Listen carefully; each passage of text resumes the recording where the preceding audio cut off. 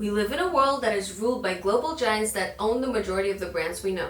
The luxury fashion industry is not an exception.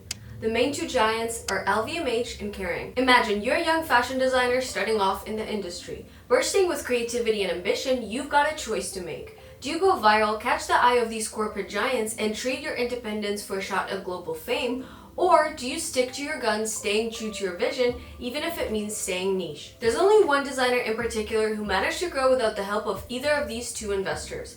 He grew his brand to the point where he's almost on the same level as the well-established century-old luxury brands. His fashion house became one of the fastest growing brands in France over the last decade, with its income surpassing 200 million euros in 2022 alone. In his interview with Vogue, when asked whether he would like to work in a big fashion house sometime in the future, he replied that he already has a big fashion house, and it's called Jacquemus. Hey guys, my name is Anna, and today we'll be diving deep into the phenomenon of Jacquemus. We'll unravel what's behind the brand's skyrocketing success, what makes it stand out among other luxury labels, and what's the secret ingredient that gives it its instant recognition. This story sheds light on the power of creative autonomy and authenticity in an industry often characterized by corporate dominance. Jacquemus stands as a testament to the possibility of forging one's path, defying conventional norms, and achieving unparalleled success on one's terms. Let's start with the brand's history. Simon Paul Jacquemus was born in southern France in 1990. He emerged from humble beginnings and was deeply influenced by his close bond with his mother. There's a really cool story that he discussed in an interview. When he was a kid, he made his mom a skirt with a Converse shoelace and a curtain, and his mom actually wore it on the street. From that moment on, he knew that fashion would become important to him. At the age of 18, he moved to Paris to pursue formal design education, but tragedy struck with the untimely death of his mother in a car accident at the age of 42, prompting Simon to seize the urgency of his aspirations. After his mother's death, Jacquemus decided to dedicate himself fully to his passion for fashion, leading him to drop out of design school and establish his eponymous brand, Jacquemus, in honor of his mom's maiden name. Since he had no investors, he got a job at the Comme des Garçons boutique as a salesman, which kept him in the fashion industry. Soon he presented his own collection in Paris Fashion Week. In 2014, he was nominated, and in 2015, he received a prize from LVMH. His formative experience as a salesman not only provided invaluable insights, but also contributed to the distinct identity and widespread recognition of his brand. Have you ever wondered what it takes to truly set your brand apart from the competition? What would you say it is? The main answer is branding. In the world of fashion, branding goes beyond just aesthetics. It involves creating iconic symbolic items that instantly associate with a particular brand. Beyond marketing and runway presentations, crafting unique and iconic pieces is essential to a brand's success. These it items become viral sensations, distinguishing themselves in a crowded fashion landscape. Jacquemus is not an exception, and he exemplifies this phenomenon with his iconic pieces. What are the main adjectives that we can use to describe Jacquemus? His brand is characterized by themes such as naivete, the South of France lifestyle, nostalgia, childlike creativity, and youthfulness, which consistently resonate throughout his collections. Over time, Jacquemus has focused on particular pieces that have gained worldwide appeal, transitioning from conceptual and experimental designs to more commercially viable collections. By leveraging themes that evoke a sense of nostalgia and youthfulness, Jacquemus has created pieces that capture the imagination of fashion enthusiasts worldwide. These items not only embody the brand's identity, but also serve as a status symbol, coveted by those seeking to have the lifestyle and aesthetic that they represent. One of the most distinctive features of Jacquemus's brand identity lies in his handbags, of course, which have become synonymous with his name. What's particularly interesting is his manipulation of sizes. A prime example is the introduction of the Le Chiquito bag in fall of 2017, a design that revived the trend of smaller bags at a time when it seemed inconceivable to carry a bag that couldn't fit one's phone. Then in fall of 2019, Jacquemus pushed the boundaries even further with the Micro Chiquito bag, a whimsically tiny accessory that looks more like a jewelry piece rather than a bag. Despite skepticism from industry insiders about the practicality of this bag, the Micro Chiquito bag became a sensation, fueled by high-profile endorsements from celebrities like Rihanna and others.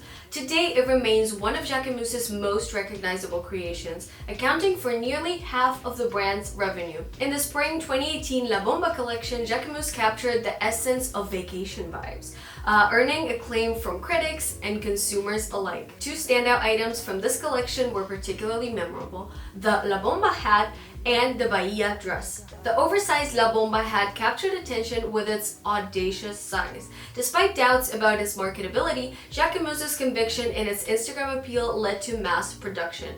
He said the following: "If it's cute on Instagram, it will sell." And he was right, as the hats became incredibly popular on social media.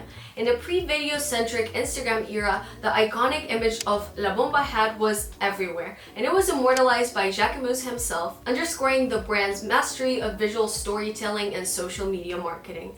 And in general, marketing is very important to understand the trajectory and the success story of the brand. But have you ever wondered what exact marketing strategies made Jacquemus so successful? Runways are one of the main components of marketing. They're crucial not only in terms of the outfits, but also in setting the ambiance, choosing the models, selecting the music, and crafting the overall image, as these elements are what prompt many people to repost, share, and ultimately make it go viral, thereby reaching a wider audience. We have witnessed brands achieving this by renting historical landmarks for their runways, or, for example, as Balenciaga did, creating a windy, snowy landscape where models showcase the newest collection. However, due to budget constraints, Jacquemus opted to utilize nature as his backdrop.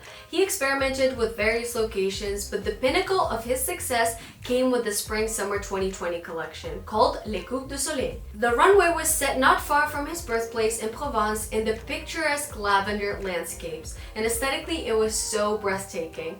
Unlike typical Jacquemus collection, this one featured numerous prints.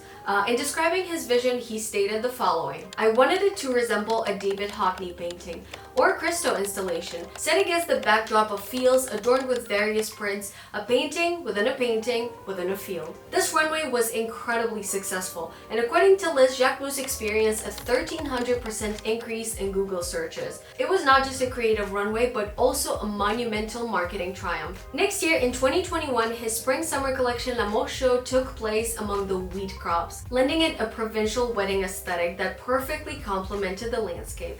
For his Spring-Summer 2022 collection called Le Splash, the show was held in Hawaii.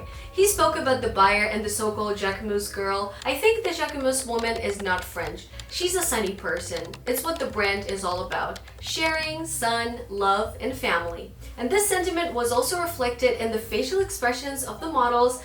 Simone instructed them to exude happiness on the runway, which contrasts with the usual serious model faces. Another noteworthy runway was the Fall-Winter 2022 season show titled Les Papiers, which took place in the south of France, in a location known for its pink lakes and salty mountains. The setting, adorned in all white, looked so stunning and got significant attention. The latest runway, the Fall-Winter 2023 collection show, was hosted in Versailles, and this location is not budget-friendly, so it symbolized the brand's growth. That renting Versailles for a runway is no easy feat, and it was one of Simone's biggest dreams. Yet the emphasis remained on the garden and the nature, and the river and the palace just served as a backdrop. Another significant aspect is that Jacquemus's runways often occur outside of the classic Fashion Week locations and dates, and they're often scheduled much later than other brands' shows. This deliberate choice sets Jacquemus apart, as the locations, such as those at Paris Fashion Week, are typically in close proximity,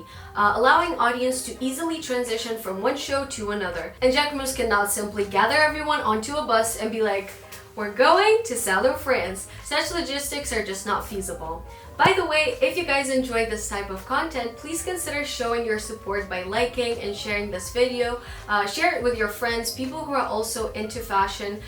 Your engagement is crucial to the growth of this channel. Thank you. Ad campaigns were also very important in Jacquemus's growth process, particularly during the tumultuous year of 2020 when the world came to a standstill. When everyone was in quarantine, brands faced the challenge of adapting to a new reality and new circumstances, prompting Jacquemus to showcase his trademark innovation.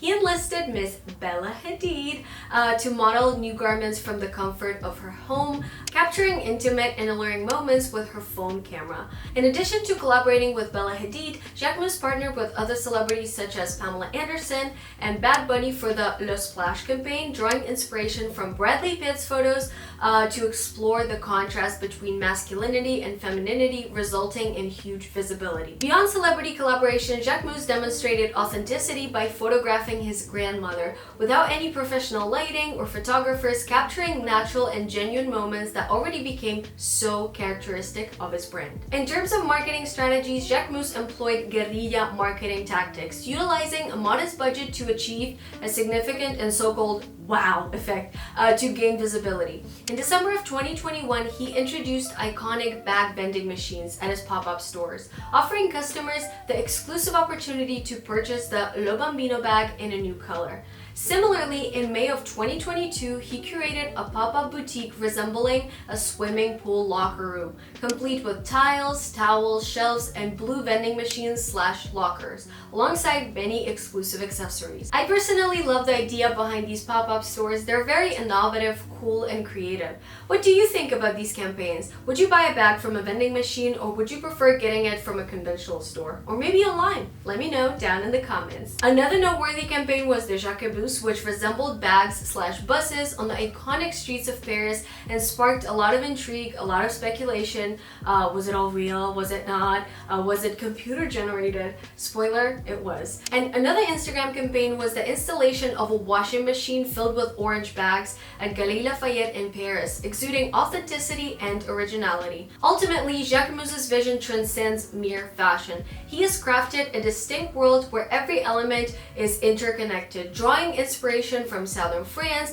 and imbuing his creations with a sense of naivete. As he put it, "What I do is storytelling. I want to create a lifestyle." He also grasped the importance of social media, particularly Instagram. While most designers have separate Instagram accounts for personal and professional use, Jacquemus took a different approach by merging them into one. This account serves as both his personal and professional platform, presenting a stylish and aesthetically pleasing feed. He's very transparent and he shares aspects of his personal life, a rarity among designers who often prefer to maintain a mysterious persona. Consequently, Jacquemus establishes a much closer connection with his audience, which is very uncommon in the luxury industry, where there's typically a distance and an aura of respect between the buyer and the luxury brand. Regarding the prices, Jacquemus is a luxury brand, but compared to others, it's relatively more affordable. This accessibility has contributed to its popularity among the younger generation, as the brand offers a range of products at prices that are friendlier to a wider audience. In terms of finance and plans, as we mentioned, Jacquemus achieved 200 million euros in income in 2022, with the goal of reaching 500 million euros by 2025 without relying on investors. By setting up his own store on Avenue Montaigne, right between Gucci and Jill Sander, he's showing the drive to expand while staying true to what makes his brand so special. To sum up, Jacquemus represents authenticity and closeness to his audience, embodying a cheaper luxury brand with a naive and cute aesthetic. It's the epitome of modern luxury, leaving behind the snobism often associated with high-end and luxury brands. Simon Paul Jacquemus serves as a self-made icon and a role model to so many. Thank you guys so much for watching. If you guys enjoyed this video, don't forget to subscribe to this channel for more content like this. Your support means the world to me. Stay tuned for the next video, and until then, take care and bye-bye.